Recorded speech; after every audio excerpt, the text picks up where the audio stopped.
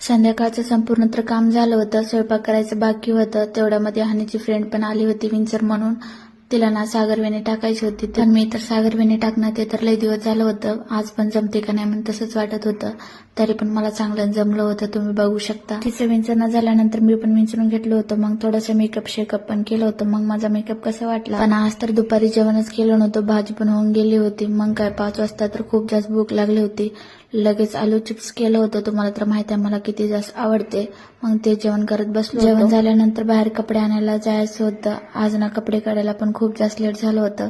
माझं कसं असते बरं का, मला जर थोडंसं कंटाळा आलं की कामच करावं वाटत नाही. पण शेवटी तर माझ्या जीवावर काम राहते, त्याच्यामुळे करावंच लागते किती का लेट होईना.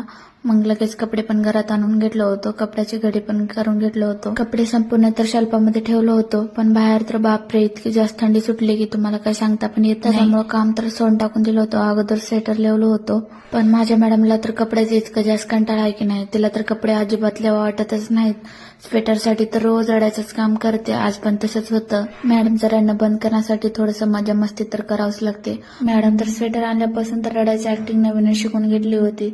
तिला पण चांगलंच माहित झालं होतं की मी रडले की मग मी असं काहीतरी माझ्यासोबत टाइमपास करते म्हणून. पण तुम्हाला एक खरं सांगतो, हानीपेक्षा तर मला तिच्यासोबत मजा मस्ती करायला खूप जास्त आवडते. तिच्या मायालेकीला दिवसभर किती का मजा मस्ती करणार तरी पण मन काही भरतच नाही. अरे का मायालेकीचं आमच्यानेच प्रेम असते का नाही बरं, कमेंट करून नक्की सांगा. मायालेकीचं किती का प्रेम असणार, पण तसंच घरातले तर कामं करावंच लागते.